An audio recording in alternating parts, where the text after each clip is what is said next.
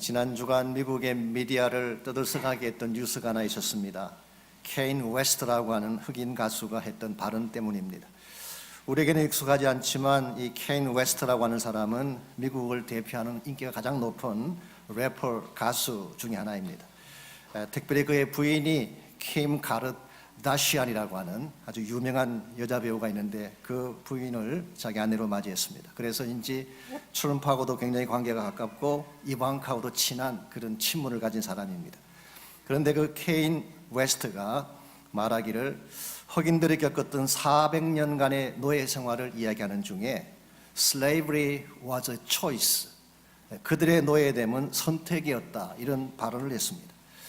이건 용납하기 어려운 그런 망발 수준의 발언이죠. 더구나 본인도 흑인인데 어떻게 그런 이야기를 할 수가 있겠습니까? 흑인들이 아프리카에서 끌려온 것이 그들의 선택 때문이었을까요? 아닙니다. 그들의 의지와 전혀 상관없이 체인에 묶여서 끌려와서 노예시장에 팔려갔습니다. 그들의 선택과 상관없이 목화밭 뜨거운 태양 밑에서 노동을 했고 가혹한 채찍을 맞아가면서 고통 속에 지나온 400년 세월이었습니다. 그랬던 것을 1863년 1월 1일 에이브라함 링컨이 노예 해방 선언을 함으로써 흑인들에게 최초로 자유가 주어졌습니다. 그리고 남북전쟁이 끝난 후인 1865년 미 의회에서 정식으로 수정헌법 13조를 통과시키므로 미국 내에서 노예 제도가 종말을 구하게 된 것입니다.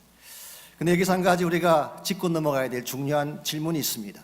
이와 같은 헌법의 통과로, 이와 같은 자유의 선포로 실제로 흑인들이 자유를 누렸는가라고 하는 질문입니다.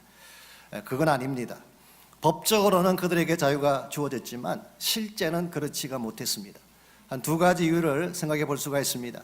첫 번째 이유는 미국 사회 제도가 그것을 허용하지 않았던 것 같습니다. 상당히 오랜 기간 동안 법적으로는 그들에게 자유를 하라고 이야기했지만 제도를 보면은 그들이 다 동등한 입장으로 취급되지 못했습니다. 매일 1960년대까지, 어쩌면 이번 지금까지도 이와 같은 구조가 존재하는지 모르겠습니다. 또 한 가지 이유는 흑인들 자체가 노예의 그늘을 벗어나지 못했기 때문입니다. 남북전쟁 직후에 기록된 여러 가지 문서들을 보게 되면 분명 그들은 자유를 얻었음에도 불구하고 옛 주인이 쫓아와서 다시 그들의 발목에 착고를 채우고 끌고 가지 아니할까, 이 두려움과 공포 속에 살았던 자들이 많은 것으로 기록이 되어 있습니다. 왜 그랬을까요? 외형적으로는 자유를 선포받았지만 그들 마음속에는 아직도 그들을 묶고 있는 체인이 존재했기 때문입니다. 이런 의미에서 환경적으로 또 외적으로 법적으로 자유케 되는 것도 중요하지만 우리 마음의 체인이 풀려주는 것이 훨씬 더 중요한 것입니다. 아무리 외형적으로 객관적으로 자유하다고 할지라도 나의 생각과 마음을 묶고 있는 체인이 존재한다면 우리는 참된 의미에서의 자유인이라고 부를 수가 없습니다. 이와 유사한 케이스가 성경에도 소개되고 있습니다. 여러분이 잘 아시는 출애굽 사건을 생각해 보면 이스라엘 민족이 430년 동안 애굽의 노예 생활하다가 해방되어 풀려났습니다. 그들은 홍해를 건너고 자유민족으로 이제 진군을 하게 됩니다. 분명히 지정학적으로는 애굽을 빠져나왔고 홍해를 건넜습니다만은 그들 마음 중심에는 아직도 애굽이 지워지지 않았습니다.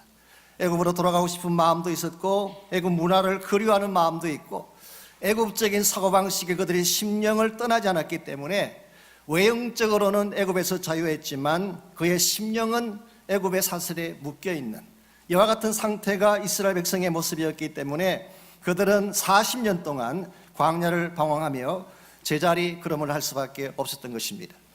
우리 영적 생활도 마찬가지라고 생각합니다. 우리가 예수님을 믿는 순간 구원받고 죄의 사슬로부터 자유케 된 것이죠. 저는 그 사실을 믿습니다. 우리가 예수를 믿는 순간 우리의 모든 죄가 처리되고 하나님 앞에서 의롭게 됩니다. 그것은 우리가 잘나서가 아니라 예수님께서 2000년 전에 십자가에서 단번에 죽어주심으로 우리가 지불해야 될 모든 죄의 대가를 페이오프 해주셨기 때문에 예수를 영접하는 순간 우리는 더 이상 정죄에 이르지 아니하고 구원을 받는 것입니다.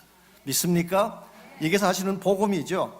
이것이 지금까지 공부해왔던 로마서의 중심 주제라고 말할 수가 있습니다. 그러나 법적으로 죄가 처리되었다고 해서 죄의 영향력이 사라진 것일까요? 그것은 아닙니다. 아직도 죄의 영향력은 우리 삶 구석구석에 남아있고 우리의 마음과 생각을 결박하고 우리를 공격하고 있습니다. 우리가 아무리 감추려고 해도, 아무리 그렇지 않은 것처럼 생활하려고 해도 우리의 심령 곳곳에 죄라고 하는 복병이 심겨져 있어서 언제 이것이 터져나올지 모르는 상태가 현재 저들의 삶의 현실인 것입니다. 미국 사람들이 잘 아는 조크 중에 교통순경 조크가 있죠.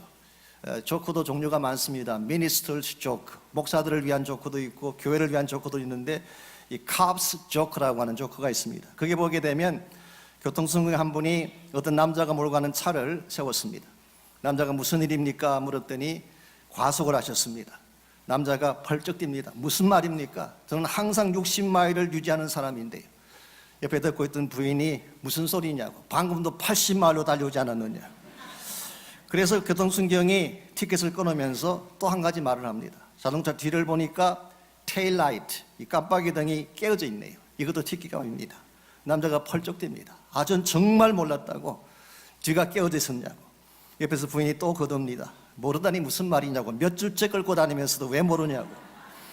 이제는 교통순경이 티켓을 끊으면서 시트벨트를 착용하지 않았다고 또 티켓을 끊으려고 합니다. 남자가 또 외칩니다. 무슨 말이냐고. 방금까지 시트벨트를 차고 있다가 당신이 오는 것을 보고 풀었는데요. 또 와이프가 거들었습니다. 당신이 언제 시트벨트를 한 적이 있냐고. 참다 못한 남자가 드디어 흥분해서 Shut up, woman. 제발 좀 조용해, 당신. 그때 이 교통순경이 부인에게 물었습니다. 당신 남편이 항상 저런 식으로 대답을 하십니까? 부인이 말하기를 아닙니다. 꼭 술에 취했을 때만 저럽니다. 결국 음주운전 티켓까지 받게 된 것입니다. 이 광경을 뒤에서 쭉 지켜보고 있던 장모님이 마지막으로 한마디를 더 던지셨습니다. 그래서 내가 뭐라 그랬니? 훔친 차는 끌고 나오지 말자고 하자는 거죠. 갈수록 점점 깊은 죄악의 수렁으로 빠져들어가는 이 모습. 여러분, 죄라고 하는 것은 감춘다고 사라지는 것이 아닙니다. 변명하며 회피한다고 해서 지나가는 것이 아니라 하나님 앞에서 바르게 다루어야 하는 것입니다. 바르게 다루지 아니하면 어떤 죄악도 그냥 사라지지 아니하고 결국은 그것이 올무가 되어서 우리를 넘어지게 하고 우리를 무너지게 만드는 것입니다. 여러분의 삶 가운데도, 저의 삶 속에도 아직도 우리를 틈틈이 공격하는, 우리를 결박하기를 원하는 죄의 사슬들이 있습니다. 그래서 기회만 생기면 그 죄가 우리를 공격해서 옛 생활로 돌아가게 만들려고 하는 영적 현실. 여러분, 이 사실을 바로 인식해야지 하나님 앞에 바로 사는 법을 배울 수가 있습니다. 어떤 사람은 정욕이라고 하는 복병 때문에 인생을 망가뜨리기도 하고, 탐심이나 허영심 때문에, 거짓 때문에, 쾌락 때문에, 유혹 때문에, 심지어는 과거에 그의 마음속에 깊이 뿌리내렸던 선풀이나 상처 때문에 앞을 향해 전진하지 못하고 죄의 사슬에 얽매여 살아가는 인생들을 많이 볼 수가 있습니다. 그 케이스가 어떤 케이스든 우리의 마음을 묶고 있고 우리의 삶을 묶고 있는 죄의 사슬은 반드시 끊어야 되고, 이것을 끊어버릴 때 하나님이 기뻐하시는 새 삶으로 전진해 나아갈 수가 있습니다. 어떻게 할 때 우리의 마음을, 우리의 삶을 얽어매고 있는 죄의 사슬을 깨뜨리고 하나님이 정말 기뻐하시는 영광된 새 삶으로 나아갈 수가 있을까요? 오늘 같이 읽은 이 본문에 보시면은 구원받은 자가 어떻게 하면 변할 수 있는가에 대한 교훈이 기록되어 있습니다. 즉, 칭의를 받은 자가 어떻게 하면 더 거룩한 성화의 단계로, 거룩한 삶의 단계로 나아갈 수 있는가에 대한 비결이 오늘 본문에 기록된 내용입니다. 오늘 본문 전체를 살펴보시게 되면 중요한 동사가 3개가 나오는데, 이 3개 동사를 하나씩 묵상해 보면 죄의 종노릇에서 벗어날 수 있는 비결을 발견할 수가 있습니다. 먼저 간단하게 정리해드리면 9절 말씀 보시면 알미로다라고 하는 단어가 나오죠. To know something, 뭔가를 알아야 됩니다. 우리가 알아야 될 것을 알 때 죄를 벗어날 수 있는 것입니다. 두 번째로 11절에 보게 되면 여길지어다라고 하는 표현이 나옵니다. To consider, 혹은 count, 혹은 appreciate, 우리에게 주어진 어떤 진리를 알고 받아들인 후에 누릴 것을 말하는 것입니다. 세 번째로 13절에 보시면은 드리라라고 하는 표현이 나옵니다. To present, 이 드리라는 이 말은 사실은 yield하라, submit하라, 포기하고 나를 내어드리라, 그런 뜻을 가지고 있습니다. 여러분, 이 세 단어를 하나씩 묵상해 보게 되면 오늘 또 우리를 얽매고 있는 죄의 사슬을 어떻게 끊을지에 대한 비결을 발견할 수가 있습니다. 먼저 첫 번째로 우리가 죄의 사슬을 벗어나려면 알아야 될 것을 알아야 합니다. 무엇을 알아야 될까요? 내가 누구인지에 대한 자신의 정체성을 바로 알 때, 그때 우리는 죄의 사슬을 이겨낼 수가 있습니다. 찰스 라이리라는 분은 이것을 positional truth, 우리의 위치에 대한 진리라 그렇게 표현하기도 했습니다마는, 오늘 8절과 9절을 보시게 되면 우리가 그리스도 안에서 어떤 존재인가, 나의 정체성이 무엇인가에 대한 소개가 두 가지 측면에서 설명되고 있습니다. 먼저 8절 말씀 보겠습니다. 만일 우리가 그리스도와 함께 죽었으면 또한 그와 함께 살 줄을 믿노니. 여기서 중요한 단어는 함께라고 하는 단어입니다. 지난주에도 소개해드린 것처럼 함께라는 이 단어는 뗄래야 뗄 수 없는 한 몸 된 관계를 설명하는 것입니다. 특별히 예수님과 우리의 관계가 뗄래야 뗄 수 없는 사랑의 관계라는 것을 표현하고 있습니다. 여러분과 제가 이 사실을 먼저 인식해야지 여러분이 죄를 이겨낼 수가 있습니다. 우리가 예수님을 믿는 순간 여러분은 더 이상 여러분 하나만의 존재가 아니라 여러분을 지극히 사랑하시는 그리스도와 한 몸이 된 것입니다. 그러므로 우리는 내 마음대로 하면 안 돼요. 과거에 혼자 살 때처럼 내 마음대로 행동해서는 안 되는 것입니다. 비유컨대 싱글로 있을 때야 어디 가서 무엇을 하든 누구를 만나든 누구와 데이트를 하든 아무 상관이 없어요. 팔가에서 시간을 보내든 육가에서 시간을 보내든 온 타운을 휩쓸고 다니든 누가 뭐라 그러겠어요. 싱글 때는 내 마음대로 할 수가 있지만 일단 결혼하면 다른 것입니다. 결혼한 순간부터 나의 몸은 내 것이 아니에요. 나의 시간은 나의 시간이 아니라 임자가 따로 있는 것입니다.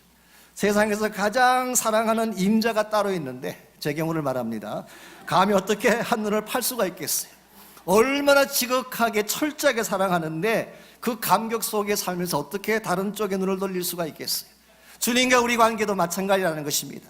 이와 같이 하나님에 대한 사랑, 주님에 대한 사랑이 나의 마음을 꽉 잡고 있을 때 우리는 어떤 세상 유혹이 와도 넘어지지 않는 것입니다. 예수님께서 왜 십자가에 못 박혀 돌아가셨나요? 우리의 죄 때문이에요. 내가 범했던 그 한 가지 죄가 주님을 찔렀고, 찌를 때마다 얼마나 주님이 아파하셨는데 이 사실을 알면서도 어떻게 우리가 죄를 지을 수가 있겠어요? 이와 같이 주님과 나의 한 몸 된 관계성, 이것을 우리가 알 때 우리는 죄를 넘어서게 되는 것입니다. 뿐만 아니라 9절을 보시게 되면 우리 안에 거하시는 예수님의 능력이 어떠함을 알 때 우리가 죄를 이겨낼 수가 있습니다. 9절 말씀, 이는 그리스도께서 죽은 자 가운데서 살아나셨음에 다시 죽지 아니하시고 사망이 다시 그를 주장하지 못할 줄을 알미니라. 여기서 예수님은 죽은 자 가운데서 살아나심으로, 즉 부활하심으로 다시는 죽지 않고 다시는 사망이 그를 주장하지 못한다. 이게 다시라는 이 표현이 우케티라고 하는 헬라 말이 굉장히 강한 강조를 의미하고 있습니다. 굳이 영어로 번역하자면 never again, 그런 뜻을 가지고 있어요. 예수님은 부활하신 분이기 때문에 어떠한 경우라도 죽음이 다시 그를 공격할 수가 없고 사망의 권세가 손댈 수 없다. 이게 예수님이에요. 바로 이와 같이 부활하셔서 죽음이 손조차 댈 수 없는 그분이 우리 안에 계신 그리스도이십니다. 그분이 우리 안에 계시기 때문에 그 부활의 파워가 내 마음을 붙잡고 있기 때문에 어떤 권세나 어떠한 사탄이 공격을 한다고 할지라도 우리는 넘어지지가 않는 것입니다. 우리가 이 사실을 바로 알 때 무슨 일을 당하든 당황하지 않게 되고 담대함으로 승리하게 되는 것입니다. 오늘 여러분과 제가 내가 어떤 존재인지를 모르기 때문에 우리 인생을 함부로 내팽개칠 때가 있습니다. 나 같은 게 무슨 가치가 있다고, 아무렇게나 사람들 who cares, 누가 나를 케어하겠느냐, 이런 마음을 가진 사람들이 인생을 함부로 사는 것입니다. 사람들은 여러분을 케어하지 않을지 모르지만 여러분이 어떤 경우가 되든지 여러분을 케어하시는 분이 계세요. 그분이 예수 그리스도십니다. 여러분의 불행을 아파하시는 분이 계십니다. 그리고 끝까지 여러분과 함께 가서 여러분을 도우시고 여러분을 승리하게 하실 분이 계시는데 그분이 바로 우리 안에 계신 예수 그리스도인 줄 믿습니다. 이 사랑을 알 때에, 이와 같이 주님과 나의 관계가 하나됨을 알 때에 어떠한 고난이나 고통이나 유혹이나 세상적인 공격이 주어진다고 해도 우리는 그걸 넘어서게 되는 것입니다. 이런 면에서 우리가 죄를 이길 수 있는 첫 번째 비결은 그리스도 안에서 내가 얼마나 존귀하고 가치 있는 존재인가를 아는 것입니다. 두 번째로 우리가 죄의 사슬을 이겨내려면 우리가 누려야 될 특권을 누려야 하는 것입니다. 여러분과 제가 예수님을 믿는 순간 하나님은 여러분과 저에게 굉장히 많은 특권을 주십니다. 그 특권을 나의 것으로 인정하고 받아들일 때, 그리고 그것을 실제로 누릴 때 우리는 세상의 유혹을 이길 수가 있는 것입니다. 10절에서 11절까지를 보십시오. 먼저 10절을 보시면은 그리스도의 케이스를 우리에게 먼저 소개하죠. 그가 죽으심은 죄에 대하여 단번에 죽으심이요 그가 살아계심은 하나님께 대하여 살아계심이니. 우리말 번역에는 분명히 나와 있지 않지만 단번에 죽으심이요 이 단어의 시제가 에오리스트라고 하는 유명한 헬라의 시제입니다. 이것은 포인트 액션, 일회적 사건을 표현할 때 사용하는 텐스예요. 그러므로 죄에 대해서는 단번에 죽으신 것입니다. 죄에 대한 문제는 단번에 끝났다는 뜻이에요. 그 반면에 하나님께 대하여는 살아 계신다. 이것은 present tense입니다. 하나님과의 관계에 있어서는 영원히 살아 계신다. 이것이 예수님의 케이스인데 11절 말씀 보시면 이와 같은 예수님의 케이스를 오늘 우리에게 적용하고 있습니다. 11절 이와 같이 너희도 너희 자신을 죄에 대하여는 죽은 자요 그리스도 예수 안에서 하나님께 대하여는 살아있는 자로 여길지어다. 여기 여긴다고 번역한 이 단어가 로기조마이라고 하는 단어인데요, 이것은 단순하게 여긴다, 카운트한다는 뜻이 아니라 사실은 그 사실을 나의 사건으로 받아들이고 누린다는 의미를 포함하고 있어요. 그래서 NIC 우리 카멘트리를 쓴 존 모레이가 쓴 로마서를 보게 되면 이것을 appreciate, 이것을 내가 누리고 느끼고 체험한다는 그런 의미로 표현한 것을 볼 수가 있습니다. 하나님에 대하여는 영원히 살아있는 자로 인정하고 그 살아있음을 누리라 그런 뜻입니다. 하나님에 대하여라는 이 단어도 사실은 두 가지로 번역이 가능합니다. 하나님에 대하여 to God이라고 번역할 수도 있지만 사실은 in God, locative라 그래서 장소를 표현하는 단어로 해석할 수가 있고 존 켈빈이 그렇게 해석을 했습니다. 만일 켈빈의 해석을 그대로 인용하자면은 in God we are living 그런 뜻이에요. 하나님 안에서 우리가 살아있다, 하나님 안에서 영원토록 살아간다, 그런 의미가 오늘 본문에 기록된 말씀입니다. 여러분과 저는 하나님 안에서 죽은 자가 아니라 하나님 안에서 하나님과 관계를 맺고 살아있는 자들이에요. 우리가 하나님과의 관계가 회복되어서 하나님 안에서 살아가는 자가 된다면 하나님은 여러분과 저의 삶 속에 엄청난 특권을 베풀어 주시는 것입니다.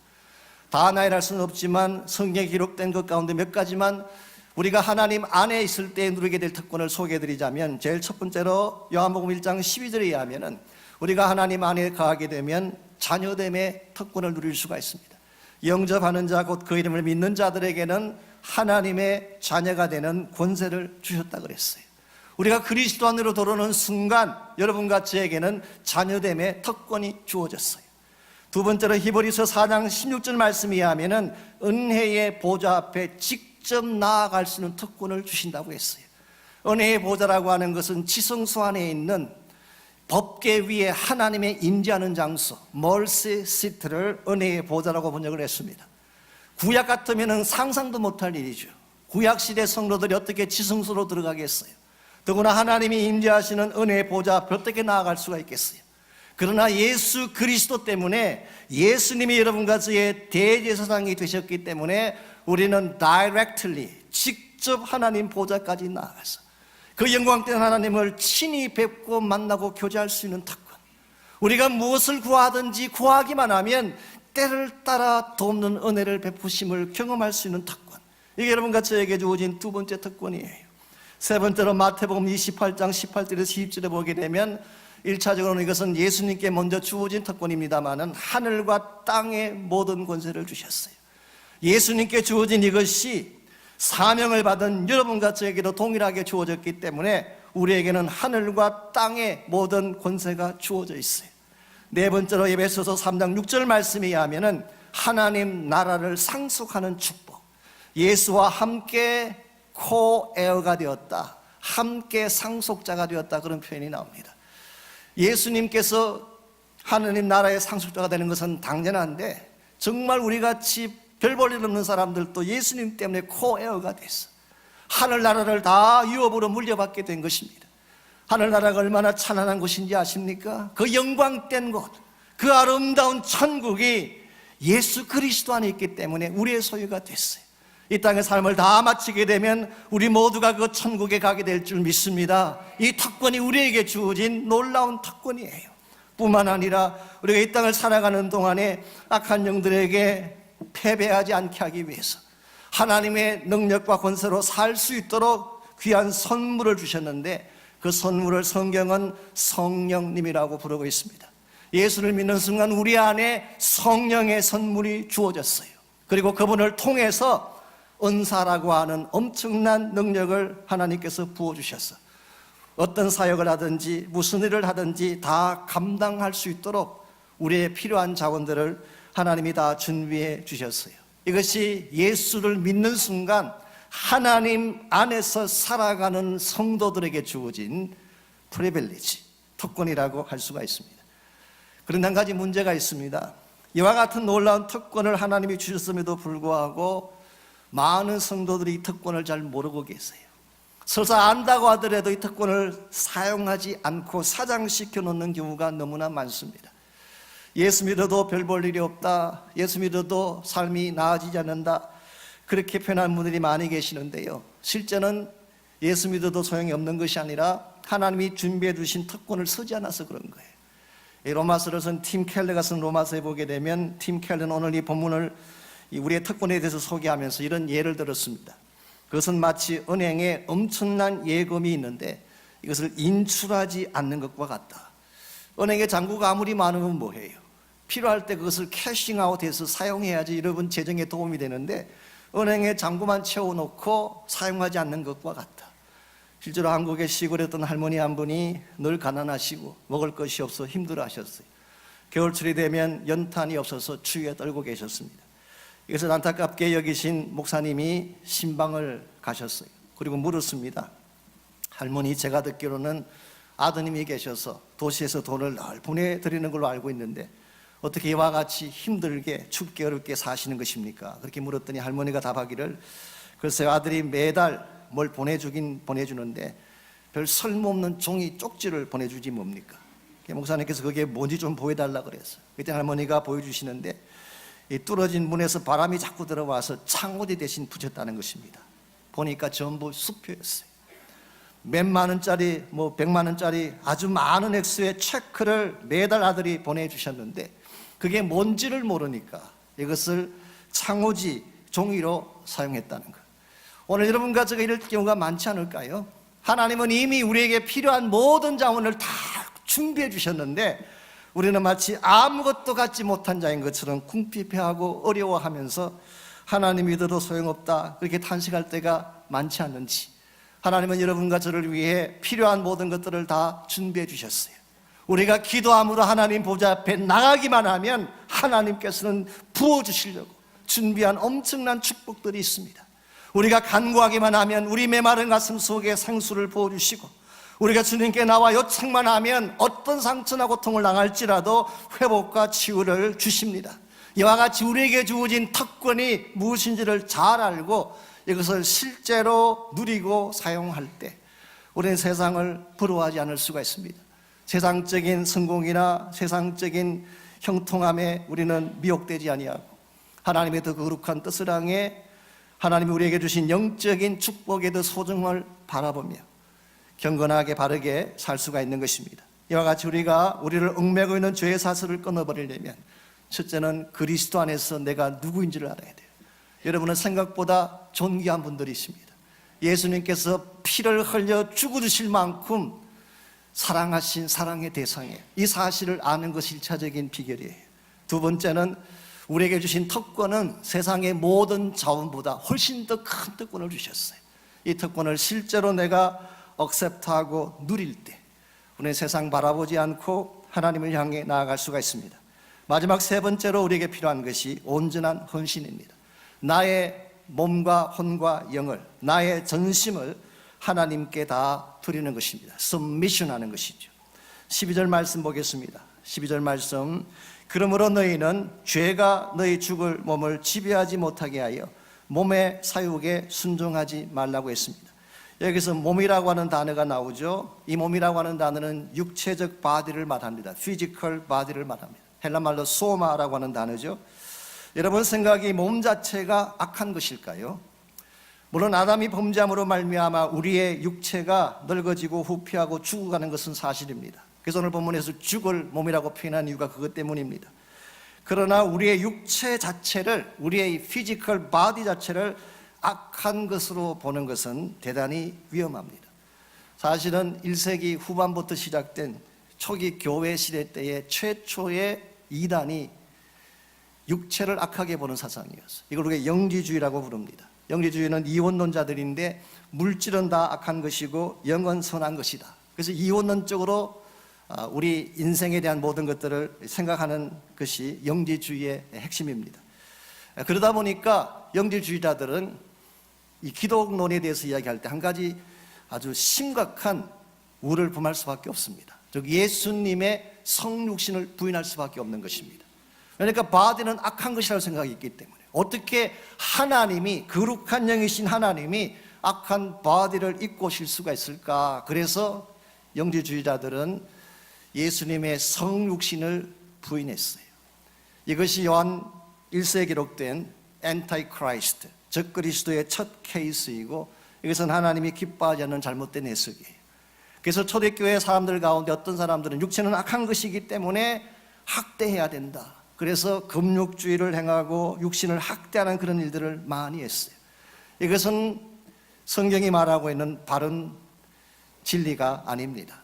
우리 피지컬 바디 자체가 악한 것이 아니라 진짜 문제는 다른 데 있어요. 여러분 12절 하반부를 다시 보십시오. 몸의 사욕에 순종하지 말라고 했습니다. 몸 자체가 악한 게 아니라 몸 안에 있는 사욕, 이 사욕이라는 단어가 에피투미아라고 하는 단어인데 사실은 sinful desire, 죄성을 말하는 것입니다. 죄성 혹은 정욕이라고 번역하기도 합니다. 갈라디아서 5장 17절에서는 이것을 육체의 소욕이라고 번역하기도 했어요. 우리의 바디 자체는 사실은 도구예요. 우리의 피지컬 바디 자체는 선하게 사용될 수도 있고 나쁘게 사용될 수도 있는 인스트루먼트, 도구에 불과한 것인데 우리 안에 어떤 디자이어가 우리를 다스리냐에 따라서 우리 삶이 하나님이 기뻐하는 아름다운 열매를 맺을 수도 있고 하나님이 기뻐하지 않는 악한 열매를 맺기도 하는 것입니다. 그래서 13절을 보십시오. 이와 같은 문맥에서 13절은 이렇게 기록합니다. 또한 너의 지체를, 여기 지체라는 말은 우리 몸과 같은 뜻입니다. Members of the body, 우리 몸의 지체, 너의 지체를 불의의 무기로 죄에게 내주지 말고 오직 너희 자신을 죽은 자 가운데서 다시 살아난 자 같이 하나님께 드리며 너희 지체를 의의 무기로 하나님께 드리라. 여기서 우리 몸의 지체, 우리 바디라고 하는 것은 일종의 도구예요. 옛날 번역에서는 병기라고 했습니다. 인스트루먼트. 우리의 이 몸은 우리 안에 누가 지배하느냐에 따라서 이 몸이라는 도구는 선한 도구가 될 수도 있고 악한 도구도 될 수 있는 것. 예를 들어서 칼이 의사의 손에 들려 있을 때는 사람의 생명을 고치는 도구가 될 수가 있습니다. 근데 동일한 칼이 강도의 손에 들려 있으면 어떻게 될까요? 사람을 죽이는 살인의 무기가 되는 것입니다. 우리의 바디 안에 누가 우리의 마음을 다스리고 있느냐, 여기에 따라서 의의 무기로 쓰임받을 수도 있고 불의의 무기로 쓰임받을 수도 있다는 사실. 고린도서 6장 19절에서 20절은 이것을 좀 더 극명하게 설명을 했습니다. 너희 몸은 너희가 하나님께로부터 받은 바 너희 가운데 계신 성령의 전인 줄 알지 못하느냐. 즉 우리의 몸을 성령의 전, 성령의 템플이라고 그렇게 설명을 했습니다. 너희는 너희 자신의 것이 아니라 값으로 산 것이 되었으니 그런즉 너희 몸으로 하나님께 영광을 돌리라, 그렇게 말씀하셨어요. 우리에게 주어진 육체라고 하는 것, 우리에게 주신 몸이라고 하는 것은 하나님의 성령께서 거하시면 성전이 되지만, 나의 육체 안에 내 자아가 자리 잡게 되면, 나의 플래시가, 나의 육신적 소욕이 자리 잡게 되면 내 몸 자체가 죄의 도구가 되어서 하나님이 기뻐하지 않는 악한 열매들을 맺는 것입니다. 갈라디아서 5장 19절에서 20절에 21절까지 보면 사도 바울은 굉장히 많은 육체의 소욕이 나는 열매들을 나열했어요. 음행과 호색과 분쟁과 시기와 분냄과 술 취함과 방탕함과 이번 살인과 파괴까지, 이런 의미에서 나의 몸을 누구에게 드리느냐가 굉장히 중요한 것입니다.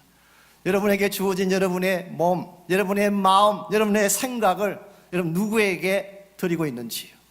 하나님께 드릴 때에 여러분의 영과 육과 혼 전체가 하나님 영광 위에 쓰임 받을 수가 있지만, 여러분 자신을 위해 사용하고 내 육체가 원하는 대로, 육신이 원하는 대로 육신의 소욕을 따라 살아가게 되면 결국 여러분의 인생은 악을 향해 치닫게 되고 결과적으로 파멸과 파괴를 향해 나아가게 되는 것입니다.